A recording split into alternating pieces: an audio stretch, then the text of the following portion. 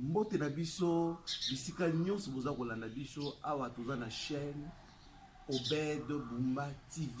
Alors comme d'habitude l'autre kolobela la politique il quand on met ça kolobela yango to yambi invité moko na kombo ya Papi Kabakai le défenseur de Fachi.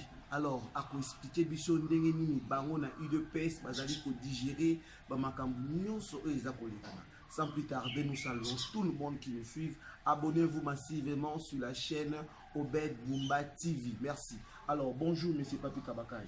Oh, bonjour, mon frère. Le défenseur de Fachi. Ouais, merci beaucoup. J'aimerais bien encore une fois de plus me présenter à tous nos téléspectateurs. Ah, je vous ai déjà présenté apparemment. Merci beaucoup. Il y a un mot vraiment bien on a se présenté je suis le défenseur numéro 1 du chef de l'État Félix Tshisekedi, le B52 que j'appelle les lions de la tribu du Congo. Oh, merci beaucoup, très cher ami. Alors, très cher défenseur de Fachi.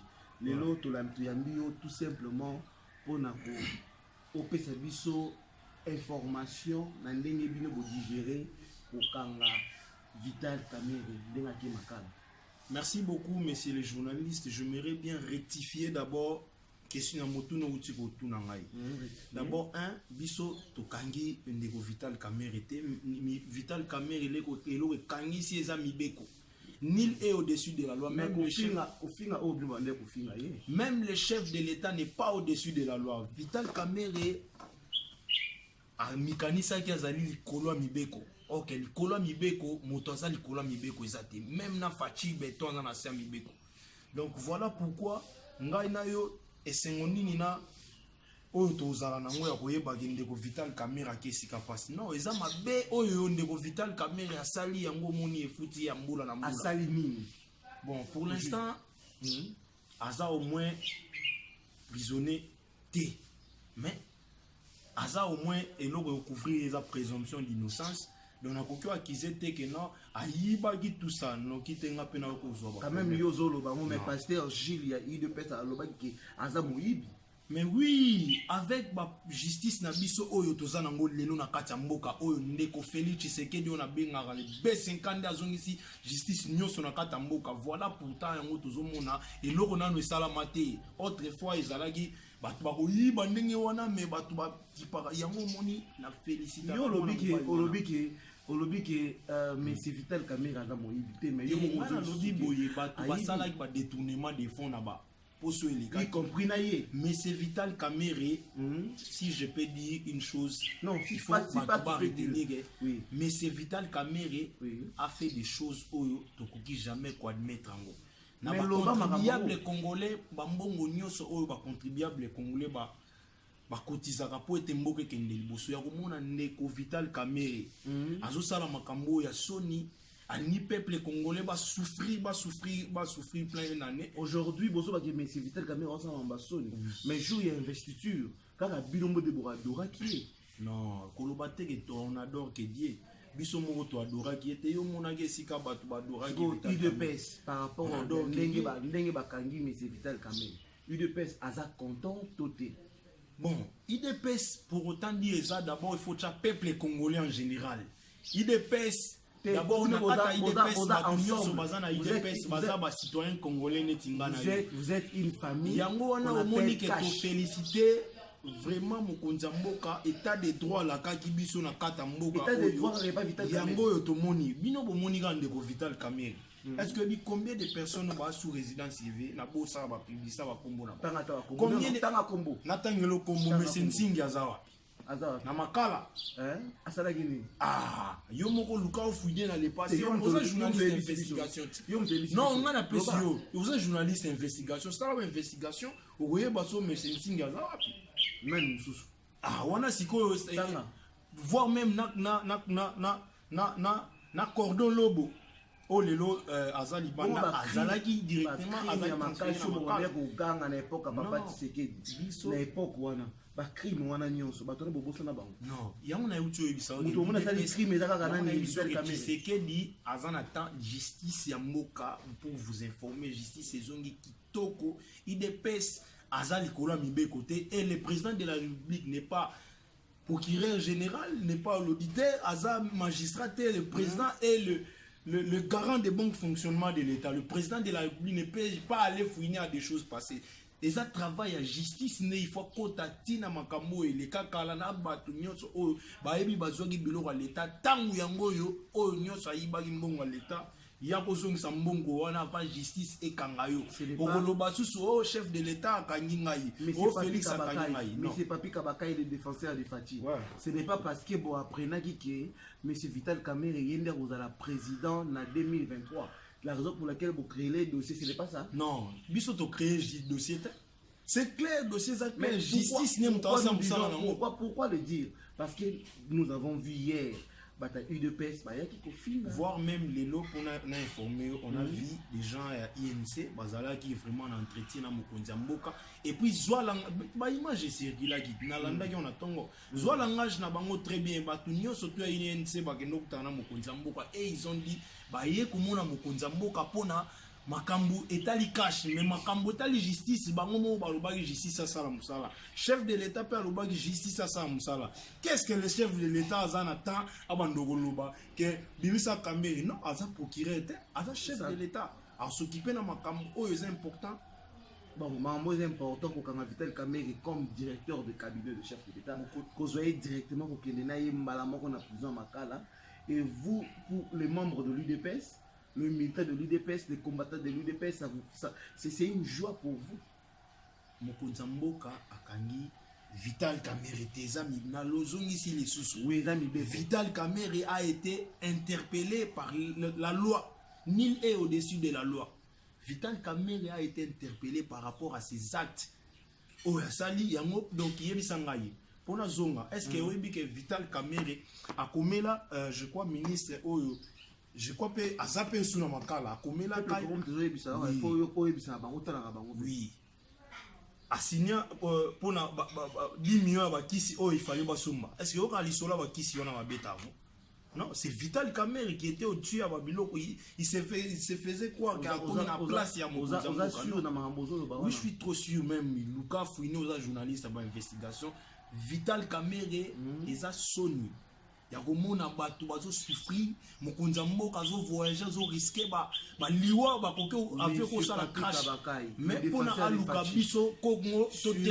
sur la même chaîne, on les a déjà pour féliciter Vital Kamerhe. Kakayo, les lots comme Vital Kamerhe, non. Sur la même chaîne. Vérifiez, mais je mets très cher camarade. Autant on a Obed Bumba TV, bon, on a une image à Messi, Papi Kabakaï, le défenseur des Fatih. Il y a mon avis, il faut y aller au Moko. On le battait que Moutounio soit en bola munae, ah, ngai défenseur Papi Kabakaï, na lobby ango directement. Na sepela ina ba acte mamuli vasalagi, au moins ezala bâtisse ou ta so wa mamtora na sepela gi. Ya mona lobby na sepela gi na foi wana ya ko penser ko aider banunga na passe. Autant bateau bazana passe. Et on est tout fait la parenthèse. C'est comme ça, c'est normal. On a kata parenthèse au ya mona ebisio par rapport ya Kamerhe. Il faut que les Kamerhe soient sali malamu tokukumisa na makambo salai mais soit sali mabe tout ça on a pour nous roloba non monsieur au sali mabe il faut ça la bouille tout ça on a télé mon sala mabe toi pour dire non ce n'est pas parce que la défense a Fatih. Oui, moi mon travail consiste à défendre d'abord premièrement le chef de l'État qui s'appelle Félix Tshisekedi Tshilombo, le B50 d'Afrique centrale, le lion de la tribu du Congo. Mon travail consiste d'abord à défendre ces messieurs. Le président, le garant du bon fonctionnement de l'État. Donc je dois d'abord défendre tout celui qui attaque le chef de l'État. J'assume mes propos. J'ai le droit d'attaquer. Maintenant, qu'est-ce que vous attendez? Je vous comprends. Qu'est-ce que vous attendez maintenant par rapport à Nengi Vital Kamerhe à continuer en prison? Vous attendez à quoi? À la condamner, toi à la ligne. Provisoire, donc Azana nous arrêté, il faut boyeba. Provisoirement, il y a place moko et puis balandela, bayeba si réellement aïbaki to aïbagité. Donc yamona siko il faut petoyeba na éviter ce kotanga qui communiquer à l'élo. Makamunyo se suspendu parce que toi en état d'urgence il y a coronavirus. Donc nyo surtout to katina nous na minute makamunyo se au kata tokomona makambo ya Vital Kamerhe ta mususu tina ba décembre ou bien na ba janvier. Vital Kamerhe va dans la prison. Oui, il faut coronavirus ici là, on comprend le petit corona. Et ça état de droit. Est-ce que coronavirus il faut protéger l'avocat na biso, na ba avocat wana ba zo maladie na ba plaigner wana ba non, il faut na prison accès à na prison centrale, yango mo tozo protéger. Non, visite nyo surtout ba suspend nango. Ah, mais pour Vital Kamerhe parce que tous en état d'urgence. Non, ils ont été bateau baza wana ko constater bato nyo so baza na fatigué bisanga. Et ça va Vital Kamerhe ça na quoi ya ko yebisanga ikai. Ça ne dérange pas. Yebisanga. Oh, to monaki lelo na UNC kuna ba policier ba tondi ebele na parti ya UNC kuna. Kota stade de Marseille. Il faut na yobana yebisanga bakele ko sala nini kuna. Il faut na yebisana no ba militaire ANC et puis ba eloko moko. Na mona yo ba vidéo na bango ezo circuler na mkombo mokonza mboka. Nazo mettre en garde na bino tout ba militaire ANC il faut boye beloko moko. Félix te mutakangisi monsieur Kamerhe. Monsieur Kamerhe za justice ne muto et simbie na nuana po elandela makambu o ya sali. Il faut boye beloko moko. Sans Kamerhe ou bien pas avec Kamerhe ou bien sans Kamerhe, IDPS restera toujours IDPS. IDPS ne peut jamais être derrière UNC, non. Bon, quand ça que le la caméra ça on a mukonza mboka otambola malamu te bomikosi. Félix Tshisekedi aza mwana Etienne Tshisekedi wa Mulumba le B50 il faut boyeba. Félix Tshisekedi a voulu jamais qu'on se laisser faire na intimidation na bino et puis na makamunyo so bozolo na kanda il faut na ebisa bato INC o bazolo ba bêtise baolo ba non ils acharnement te o bango bazo kanisa non ils a mokonza mboka na rien à voir na makamutali de Kamerhe na guerre na UNC bien guerre ezate mais bato yamba mokonza mboka yamba bango lobi na cache au cache ça toujours jusqu'à présent cache ça toujours mais président UNC dans la prison non président ya INC ils ont individu à Kamerhe, la personne de Kamerhe qui a de problèmes avec la justice. Cela n'engage pas cash Batunios, non. Ceux qui sont décidés qu'à l'ongoni à cash. Mais on est concerné quand IDPS continue toujours biso. Qui passe aussi moi temps pour nous répondre. Non, mais on a biso ata c'est décidé que non balongo na cash. Yebisanga ya monde mute et aujourd'hui biso IDPS apparemment les défenseurs de Fati ayende ko attaquer monsieur Vital Kamerhe. Non, ouais, il faut au moins ba congolais ba eloko moko IDPS et otikala toujours IDPS. IDPS avec Kamerhe ou bien sans Kamerhe, to marcher toujours to kende liboso. Donc on laisser faire na intimidation on a le pouvoir le faiseur de kolobate ke ez yo kana ebisa on a répété lisusu eba ezala ndeko Kabila ezala monsieur Kamerhe mutu moko ta pesa biso pouvoir wana ezi peuple ne mutu a voté président Tshisekedi et puis eyebanaki bolongo lelo mona ke on a Vital Kamerhe c'est grâce à lui qu'est-ce qu'il a fait Félix Tshisekedi est le fils de Etienne Tshisekedi. Donc popularité on a mieux sur zone dans élection à cause de combo on a ça ngoya Etienne Tshisekedi n'a jamais travaillé avec. Merci Nabiso Nyonso awa tokomi na suka ya émission Nabiso invité Nabiso ezalaki Papi Kabakai le défenseur principal de Fachi. Alors tokomi na suka je pense que a coupé sa contact nae a coupé sa mbote la batus balanda qui est merci à vous la parole le défenseur. Merci beaucoup donc je vous remercie d'abord tous nos téléspectateurs qui ont eu le temps de nous suivre, de me suivre personnellement aussi. Moi, c'est votre frère toujours me présenter les sous. Papi Kabakai, il est défenseur numéro 1, chef de l'État Félix Tshisekedi, il est B50 d'Afrique centrale, Congo Nzoko, les lions de la tribu du Congo. Donc contact nangai pour na bino ba diaspora nyo surtout nyoko en contact nangai ozana dossier mutu moko soki pour justice o Félix alakaki ezongi o mutu moko abotola biso lupango soki nani boy na boy asala ki boy contact nangai ezana makamika na ko défendre ye o asa potola kisaza o dossier à milieu côté toko leka toko beta c'était toko tala makambona.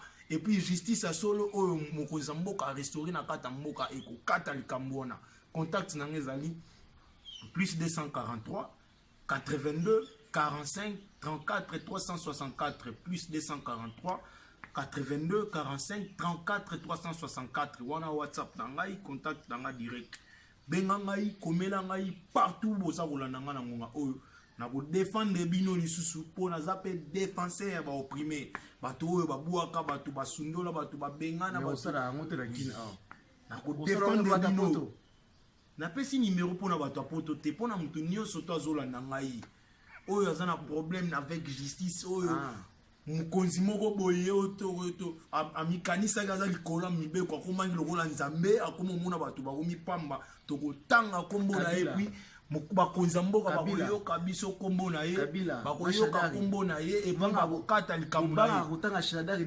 kabila aza likolo ya mibeko te shadari aza likolo ya mibeko te comprendre il faut yebeloko mo moto aza likolo ya mibeko aza te.